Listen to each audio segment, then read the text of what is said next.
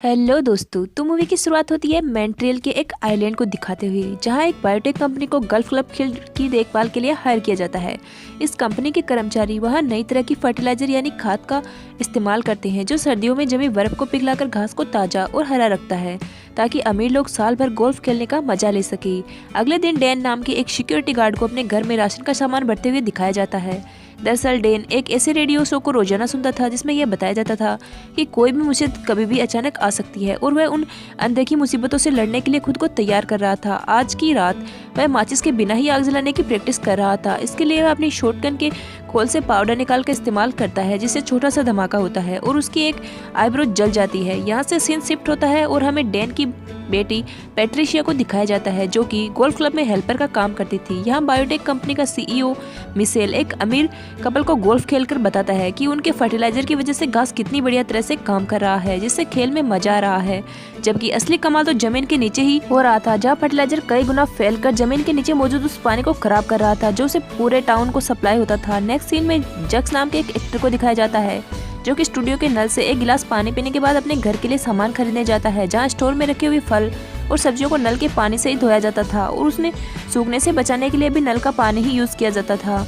अचानक जक्स को चक्कर आने लगते हैं, पर थोड़ी देर के लिए वह उसे इग्नोर कर देता है। घर पहुंचने पर वह देखता है कि उसके दांत ग्रीन गन कलर में बदल जा रहे हैं और उसके पेट में अजीब सी आवाज आ रही थी। जब वह अपनी वाइफ को ढूंढते हुए बाथरूम में जाता है, तब तक वह पूरी तरीके से ज़ॉम्बी बन चुका होता है। वो अपनी वाइफ को काट कर उसका मांस खाने लगता है और उसके ऐसा करते ही वो भी ज़ॉम्बी बन जाती है। इसके बाद जक्स भी टब में घुस जाता है और दोनों ही ग्रीन आंखें धुंधली होने लगती है।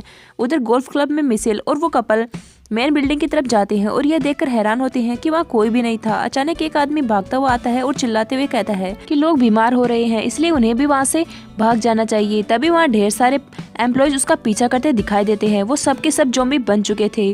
उसी वक्त एक डॉग भी दिखाई देता है, जिसे देखकर वाइफ उसे अपने पास बुलाती है, पर वह गुस्से से उसके ऊपर जंप करता है और उसकी गर्दन में काट लेता है। यह देखकर उसका हस्बैंड और मिशेल डॉग को दूर फेंक देते हैं। तभी उन्हें दूसरे ज़ॉम्बीज वहाँ से भागते हुए दिखाई देते हैं। तब वो औरत भी ज़ॉम्बी में बदलने लगती है, जबकि दोनों आदमी जल्दी से बिल्डिंग के अंदर घुसकर दरवाजा बंद कर लेते हैं। लेकिन डॉग भी चुपके से बिल्डिंग के अंदर घुस जाता है और उस औरत के हस्बैंड के पैर में काट लेता है, इसलिए वो लोग उसे अलग कमरे में बंद कर देते हैं। तब तक सारे ज़ॉम्बी दरवाजे पर इकट्ठे हो जाते हैं और जोर जोर से दरवाजा नॉक करने लगते हैं। इतने में हस्बैंड भी ज़ॉम्बी बन जाता है और मिशेल का पीछा करने लगता है, जो हाथ में एक चाकू लिए किचन में छिप जाता है। नेक्स्ट सीन में डैन को दिखाया जाता है, जिसे एक बूढ़ी औरत फोन करके कहती है कि उसके पड़ोसी शोर शराबा कर रहे हैं और आपस में लड़ रहे हैं। जब वह वहां पहुंचकर बेल बजाता है तो उसके पड़ोसी बाहर निकल कर आते हैं, जो कि ज़ॉम्बी बन चुके थे। तभी वो बूढ़ी औरत भी ज़ॉम्बी बन जाती है और डैन का पीछा करने लगती है। डैन जल्दी से कार के अंदर छुप जाता है और मदद के लिए पुकारता है, लेकिन कोई वहां नहीं आता। सड़कों पर दौड़ते ज़ॉम्बीज को देखकर डैन को अपनी बेटी पैट्रिशिया की फिक्र होने लगती है और वह उसे कॉल लगाता है, लेकिन पैट्रिशिया भी ज़ॉम्बी से बचकर भाग रही होती है, इसलिए वह कॉल नहीं उठा पाती, जिससे डैन को उसकी फिक्र होने लगती है। इसीलिए डैन कंपनी की कार को छोड़कर अपनी कार निकाल लेता है और एक हथियार लेकर अपनी बेटी को ढूंढने चला जाता है। नेक्स्ट सीन में हम एंड्री नाम के लड़के को अपनी छोटी बहन एनी के लिए दूध बनाते हुए देखते हैं, जिसके लिए वह नल के पानी का यूज करने ही वाला होता है। तभी उसकी माँ उसे बोतल वाले पानी का यूज करने के लिए कहती है। एंडी खुद कभी नल का पानी नहीं पीता था। उसे जब भी प्यास लगती वो सोडा या किसी और तरह की ड्रिंक पी लिया करता था। जल्दी ही उसकी माँ को चक्कर आने लगते हैं, जिस पर एंडी कहता है कि ज़्यादा एक्सरसाइज करने के कारण उन्हें चक्कर आ रहे होंगे। थोड़ी ही देर में उसकी माँ ज़ॉम्बी बन जाती है और एंडी पर अटैक करने के लिए उसके पीछे भागने लगती है। एंडी डर कर बाहर निकल जाता है और भागते भागते लड़खड़ाकर गिर जाता है, पर जैसे ही वह एंडी पर अटैक करने वाली होती है, डैन उसे अपनी कार से ठोक देता है, जिससे वह घायल हो जाती है। एंडी अपनी माँ की ऐसी हालत देखकर उसे बचाने जाता है, लेकिन डैन उसे रोक देता है और कहता है कि यह वक्त इमोशनल होने का नहीं बल्कि अपनी जान बचाने का है। वो उसे अपने घर में छुप जाने का कहकर वहाँ से चला जाता है। तभी वहाँ और भी ज़ॉम्बीज आने लगते हैं। ऐसे में एंडी अपनी माँ को वहाँ नहीं छोड़ सकता था, इसलिए वह उसे पैर से घसीटते हुए घर के अंदर ले आता है और घर के सारे दरवाजे बंद करने के बाद वह मदद के लिए पुलिस को कॉल लगाता है, जहाँ उसे एक रिकॉर्डेड मैसेज मिलता है कि पूरा आइलैंड क्वारंटाइन है। नेक्स्ट सीन में उस ब्रिज को दिखाया जाता है जो उस आइलैंड को मेन सिटी से जोड़ता था। यहाँ कुछ पुलिस वाले खड़े रहे हैं, जिन्होंने ब्रिज के दरवाजे बंद कर दिए थे ताकि कोई भी बाहर का आदमी अंदर ना आ सके और अंदर का आदमी बाहर ना जा सके। सीन शिफ्ट होता है और एंडी की माँ उसकी छोटी बहन एनी पर अटैक करने जाती है, लेकिन एंडी उसे घसीटकर बाथरूम में बंद कर देता है, जहाँ उसकी नजर शॉवर से टपकते हुए पानी पर पड़ती है और वह टब में घुस जाती है। उधर एनी लगातार रोती रहती है, जिसकी आवाज़ सुनकर बहुत सारे ज़ॉम्बी दरवाजे के बाहर इकट्ठा हो जाते हैं। एंडी उसे तकिया, कंबल और एक प्लास्टिक से कवर कर देता है, जिससे उसकी आवाज़ बाहर सुनाई न दे। थोड़ी देर में सारे ज़ॉम्बीज़ वापस चले जाते हैं। कुछ देर बाद एंडी की कैट पेट डोर से वापस घर के अंदर लौट आती है और वहीं से एक ज़ॉम्बी घर के अंदर घुस जाता है और वह एंडी को पकड़ने ही वाला होता है। तभी एंडी घर से निकल जाता है और ज़ॉम्बी भी हिलना बंद कर देता है। लेकिन जैसे ही एंडी गोल्फ स्टिक लेकर वापस आता है, ज़ॉम्बी छुप जाता है। नेक्स्ट सीन में पैट्रिसिया को दिखाया जाता है जो ज़ॉम्बी से बचने के लिए एक गैरेज में छिप जाती है और हेल्प के लिए अपने डैड डैन को कॉल लगाती है। डैन तुरंत वहाँ पहुँच जाता है और देखता है कि गैरेज के बाहर ढेर सारे ज़ॉम्बीज मौजूद है। वो अपना चाकू निकाल लेता है और उससे कुछ ज़ॉम्बीज को मार डालता है और कुछ को जमीन पर गिरा देता है। इसके बाद वह अंदर जाता है। उसी वक्त ब्रिज पर मौजूद पुलिस वाले वहां से हट जाते हैं क्योंकि मिलिट्री वाले ज़ॉम्बी से अफेक्टेड एरिया को बॉम्ब से उड़ाने लगते हैं। इससे पूरे टाउन में पावर कट हो जाता है और अगले सुबह एनी की आया काम पर आने के लिए ब्रिज के पास पहुंचती है तो देखती है कि वह टूट चुका है। इस बीच एंडी अपने घर की खिड़की से ज़ॉम्बीज का वीडियो बनाने लगता है और उसी वक्त नेट पर प्रेस कॉन्फ्रेंस दिखाया जाता है जहां रक्षा मंत्री लोगों को बताता है कि हम लोगों ने आइलैंड की सुरक्षा की खातिर ब्रिज को डिस्ट्रॉय कर दिया है और अभी स्थिति नियंत्रण में है। तभी एंडी के फोन की बैटरी डाउन हो जाती है। इसके बाद वह अपनी माँ को चेक करने के लिए अंदर जाता है और देखता है कि उसकी माँ ग्रीन कलर के चिपचिपे मटेरियल से ढक गई है। अचानक उसकी माँ एंडी पर अटैक करने लगती है। तब एंडी उनका ध्यान बटाने के लिए शोर करने लगता है और उनकी फेवरेट सब्जी को उनके सामने हिलाने लगता है, जिससे अट्रैक्ट होकर उसकी माँ उसके पीछे भागने लगती है। ऐसा करते करते वो दोनों लिविंग रूम में पहुंच जाते हैं जहाँ गलती से उसकी माँ टीवी स्टैंड से टकरा जाती है और टीवी उसके ऊपर गिर जाता है जिसकी उनकी मौत हो जाती है। दुखी मन से एंडी अपनी माँ को वापस बाथरूम के अंदर ले जाता है और देखता है कि उनके जख्म पर घास उगने लगे थे। फिर वो उनके फ़ोन को उठाता है लेकिन वो फ़ोन भी टूट चुका था। उसके बाद एंडी एक सीढ़ी लेकर सामने के दरवाजे से बाहर की तरफ देखता है जहाँ ढेर सारे ज़ॉम्बीज खड़े थे, जैसे कि वो उसी के बाहर आने का इंतजार कर रहे हो। अब वो भी घर के अंदर रहकर थक चुका था, इसलिए वो एनी को बेबी कैरियर में डालकर हाथ में गोल्ड स्टिक लेकर घर का दरवाजा खोल देता है, जिससे ज़ॉम्बीज घर के अंदर कैट को देखकर उसे पकड़ने के लिए घर के अंदर घुसते हैं और रास्ता साफ देखकर एंडी तुरंत वहां से भाग खड़ा हो जाता है। वो ग्रोसरी स्टोर की तरफ भागता है और ज़ॉम्बी उसके पीछे पीछे भागते हैं, लेकिन सारे दरवाजे बंद होते हैं और वह ज़ॉम्बी से गिर जाता है। तभी अचानक एक दरवाज़ा खुलता है और डैन उसे अंदर खींच लेता है। डैन कल से वहीं पर डेरा जमाए हुए था, इसलिए उसे वहाँ कैंपिंग के लिए जगह भी बना ली थी, लेकिन उसके पास इस सिचुएशन से निपटने का कोई ठोस प्लान नहीं था। सारे बोट्स भी पहले ही वहाँ से जा चुके थे और पानी में तैर कर जाना मतलब सीधा मौत को दावा देना था। नेक्स्ट सीन में एंडी अपनी बहन एनी को देखने जाता है। तभी एनी की नज़र एक दरवाजे के अंदर लॉक हुए ज़ॉम्बी पर पड़ जाती है, जो कोई और नहीं बल्कि पैट्रिसिया थी। डैन को उम्मीद थी कि बाद में कोई ना कोई उसे ठीक कर देगा, इसलिए उसने उसे बंद करके रखा था। उधर गोल्फ क्लब में मिशेल तो सभी दरवाजों को सैनिटाइज करता है। इसके बाद अपने कंपनी वालों को कॉल लगाता है जो उसे बताते हैं कि एक्सपर्ट लोग हेल्प करने के लिए आ रहे हैं, लेकिन उसे भी कंपनी के नियम मानने होंगे। तभी एक ज़ॉम्बी डॉग उस पर भौंकने लगता है, जिसे वह लात मारकर भगा देता है। यहाँ इस बात का खुलासा होता है कि उसने अपने एक दोस्त का मर्डर भी किया था। उधर स्टोर में डैन आग जलाने की कोशिश में नाकाम हो जाता है। तब एंडी लाइटर यूज करके आग जला देता है। खाना खाते वक्त वो लोग डैन के फेवरेट रेडियो शो को सुन रहे होते हैं, जिसमें ज़ॉम्बी अटैक के लिए आतंकवादियों को जिम्मेदार ठहराया जाता है। उस शो का होस्ट रक्षा मंत्री का इंटरव्यू लेता है, जो सभी सवालों का गोलमोल जवाब देता है, जिससे होस्ट को शक हो जाता है कि कहीं गवर्नमेंट ज़ॉम्बी से निपटने के लिए लोगों की जान की बलि न चढ़ा दे।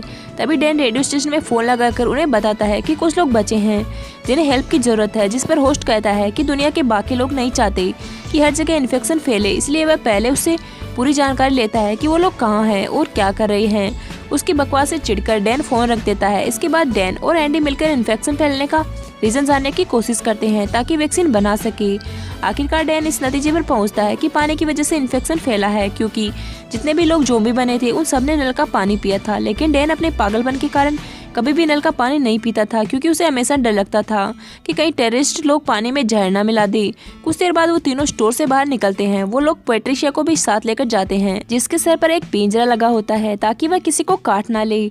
बाहर उन्हें कुछ ज़ॉम्बीज दिखाई देते हैं जिनकी बॉडी में ग्रीन कलर का कुछ चिपचिपा पदार्थ लगा होता है। अचानक छोटी बच्ची डैन के ऊपर अटैक कर देती है, जिसे डैन धक्का देकर दूर कर देता है, लेकिन उसे मारने की हिम्मत नहीं जुटा पाता। चलते चलते आखिरकार वो लोग डैन की कार तक पहुंच जाते हैं और इससे पहले कि ज़ॉम्बीज उन पर अटैक करते वो कार में बैठकर वहां से निकल जाते हैं। इस बीच बायोटेक कंपनी दो ट्विंस यानी जुड़वा बहनों को हथियार के साथ गोल्फ क्लब भेजती है, जो अपने रास्ते में आने वाले हर एक ज़ॉम्बी को धड़ाधड़ मार रही थी। उधर क्लब के अंदर मिशेल इस डील से जुड़ सारे कागज और दस्तावेजों को जला रहा होता है ताकि इस बात का कोई सबूत ना रहे कि उनके फर्टिलाइजर के कारण ज़ॉम्बीज का इन्फेक्शन शुरू हुआ था। आखिर में वो फर्टिलाइजर का थोड़ा सा सैंपल बचा कर रख लेता है। तभी दोनों ट्विंस उसके पास पहुंच जाते हैं। मिशेल उनमें से एक का सूटकेस ले लेता है, जिससे कई सारे स्पेयर यानी गोले थे। उन गोलों के अंदर इन्फेक्शन का इलाज मौजूद था जो सिर्फ 24 घंटों के अंदर इन्फेक्शन को खत्म कर सकता था। लेकिन जैसे ही वह एक गोले को उठाकर दोनों ट्विंस उसे पकड़ लेती है और जबरदस्ती उसके मुंह में सैंपल डाल देती है। इसके बाद उसे बेहोश करके उसकी बॉडी को घसीट कर ले जाती है और यह गोला मिशेल के हाथ से छूटकर जमीन पर गिर जाता है। नेक्स्ट सीन में हम तीनों सर्वाइवर्स को कार से वाटर प्लांट की तरफ आते हुए देखते हैं। वो लोग एनी को कार में छोड़ देते हैं ताकि उसके रोने की आवाज़ से दूसरी ज़ॉम्बीज़ वहाँ ना आए। लेकिन पैट्रिशिया को बच्चे के साथ छोड़ना ठीक नहीं था, इसलिए वो उसके अपने साथ ले जाती हैं। वो लोग बिल्डिंग के अंदर एंटर करते हैं जहाँ पानी की टंकी में एक ज़ॉम्बी घुसा हुआ है जिसकी बॉडी पर घास उगे हुए थे। पैट्रिशिया को पता चल जाता है कि और वह दौड़ती हुई उसकी तरफ जाती है, इसलिए उन दोनों को भी उसके पीछे दौड़ना पड़ता है। वो पूल पर पहुंचते ही उससे छलांग लगा देती है। उसे बचाने के लिए डैन भी छलांग लगा देता है। इतने में वह ज़ॉम्बी ऊपर आता है और डैन पर अटैक करने लगता है। डैन पैट्रिशिया को पकड़कर ज़ॉम्बी के सामने करता है जिससे वह पीछे हट जाता है। जब एंडी पास आकर देखता है तो उसे रियलाइज होता है कि ज़ॉम्बीज एक दूसरे पर अटैक नहीं करते हैं, पर तभी ज़ॉम्बी उसकी आवाज़ सुन लेता है और उसका पीछा करने लगता है। तभी एंडी बाहर की तरफ भागने लगता है, लेकिन वहाँ और भी ज़ॉम्बीज उसका पीछा करने लगते हैं। इधर डैन पैट्रिशिया को पानी से निकालने की कोशिश करता है जिसमें उसका बाजू अलग हो जाता है। उधर एंडी भागते भागते किसी तरह कार के अंदर पहुंच जाता है और तभी डैन भी बाहर आता है, पर पैट्रिशिया को एक ढाल की तरह इस्तेमाल करता है ताकि ज़ॉम्बीज उनमें से दूर रहे।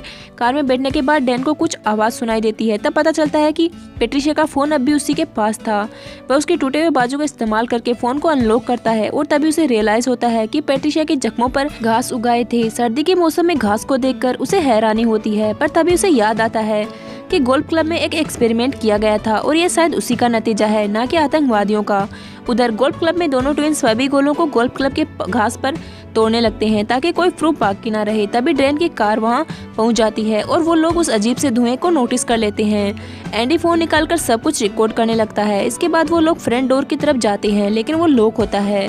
तब डैन अंदर जाने के लिए दूसरा रास्ता ढूंढता है। वो छत पर चढ़कर अंदर घुस जाता है और दरवाजा खोल देता है ताकि बाकी लोग भी अंदर आ जाए। उसके बाद पैट्रिशिया को एक स्टोरेज रूम में बंद कर देता है, जबकि एंडी चेस की हेल्प से एनी के लिए सोने का इंतजाम करता है। उसके बाद डैन और एंडी पूरी बिल्डिंग की छानबीन करते हैं। तभी उन्हें वो डॉग दिख जाता है जो अभी तक जिंदा था और उसकी पूरी बॉडी में घास उगाए थे। ठीक तभी डैन को चक्कर आने लगते हैं।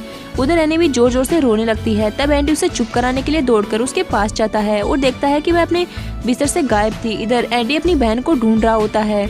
उधर डैन अंधेरे गलियारे की तरफ जाता है जहां जमीन पर कुछ बॉम्ब पड़े हुए थे जिससे बिल्डिंग उड़ सकती थी। अब तक उसकी तबीयत भी बिगड़ने लगी थी, लेकिन वो हिम्मत नहीं हारता और उस रूम तक पहुंच जाता है जहां सारे बॉम्ब टाइमर से कनेक्टेड थे। अब तक डैन काफ़ी कमज़ोर हो चुका था, इसलिए वो चक्कर खाकर गिर जाता है और उसे उठने में दिक्कत होती है। तब वो पैट्रिशिया के टूटे हुए हाथ से टाइमर को ऑफ कर देता है। तभी उसकी आंखें भी ग्रीन होने लगती है। इधर बिल्डिंग के बाहर खड़ी ट्विंस देखती है कि काफ़ी वक्त गुजरने के बाद भी बिल्डिंग ब्लास्ट नहीं हुई थी, इसलिए वो चेक करने के लिए अंदर जाती है। उन्हें किचन के अंदर एनी दिख जाती है। वो लोग उसे फर्टिलाइजर खिलाकर वहाँ से चले जाते हैं। उधर एंडी अपनी बहन को ढूंढते हुए इस रूम तक पहुंचता है जहां ज़ॉम्बी बना हुआ मिशेल बंद था। यह देखकर वो दूसरी तरफ जाता है और वहाँ उसे अपनी बहन मिल जाती है, जिसे लेकर वह जाने ही वाला होता है कि दोनों ट्विंस उसका रास्ता रोक लेती है। उनमें से एक एनी का मुंह बंद कर देती है और दूसरी एंडी को फर्टिलाइजर खिलाने लगती है, लेकिन इसके पहले ही एनी ज़ॉम्बी बन जाती है और ट्विन के हाथ में काट लेती है, जिससे फर्टिलाइजर का सैंपल गिर जाता है। तभी डैन दूसरी ट्विन पर अटैक कर देता है और उसे काट लेता है। अब एंडी जैसे ही पीछे हटता है उसका पैर वहाँ गिरे हुए इलाज वाले गोले पर पड़ जाता है, जिससे गोला टूट जाता है और चारों तरफ धुआं फैलने लगता है, जिससे एनी और डैन धीरे धीरे ठीक होने लगते हैं। अब डैन एंडी का पीछा करने लगता है और दोनों भागते भागते किचन में पहुंच जाते हैं। पर जैसे ही डैनी एंडी को काटने वाला होता है कि अचानक उसे एनी की मौजूदगी का एहसास होता है और वो उसे छोड़ देता है। उसी वक्त दोनों ट्विंस अपनी अपनी गन निकालकर एक दूसरे को मार डालती है, क्योंकि वो नहीं चाहती थी कि वो दोनों ज़ॉम्बी बनी।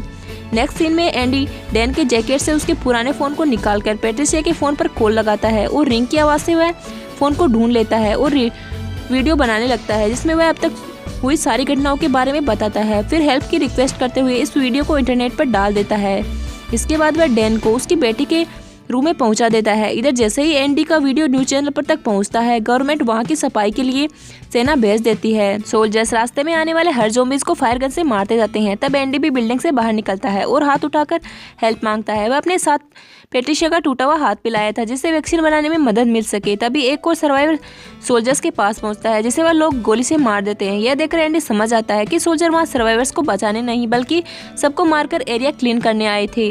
अब तक एनी भी ठीक हो चुकी थी, इसलिए एंडी वहाँ से भागकर छिप जाता है। उधर गोल्फ क्लब के अंदर डैन भी ठीक हो चुका था, पर तभी सोल्जर्स बिल्डिंग के अंदर घुसकर उसे और पैट्रिशिया दोनों को जलाकर मार देते हैं। अगले सीन में रक्षा मंत्री को टीवी पर भाषण देते दिखाया जाता है, जो कि उस जनता को बताता है कि हालात को काबू में कर लिया गया है और इन्फेक्शन को जड़ से मिटा दिया गया है, इसलिए अब किसी को डरने की जरूरत नहीं है। तभी वह एक मग से पानी पीता है जिस पर बायोटेक कंपनी का लोगो लगा हुआ था, जिससे यह साबित होता था कि वह भी इस मामले में शामिल था। उधर एंडी जान बचाने के लिए यहाँ वहाँ भटक रहा होता है और रास्ते में उसे कई सर्वाइवर्स की डेड बॉडीज पड़ी मिलती है जिन्हें सोल्जर्स ने मार डाला था। अचानक उसकी नजर नदी में एक बोट पर पड़ती है जिसे एनी की आया लेकर आई थी। उसमें कई वॉलेंटियर्स भी थे जो कि एंडी और एनी को बचा लेते हैं। जैसे ही वो लोग आइलैंड से निकलते हैं तब एंडी को रियलाइज होता है कि पैट्रिशिया का बाजू अब किसी का काम का नहीं है, इसलिए वह उसे पानी में फेंक देता है, जहाँ एक मछली उसे काट लेती है और तुरंत जोबी बन जाती है। इसी के साथ इस मूवी का एंड हो जाता है।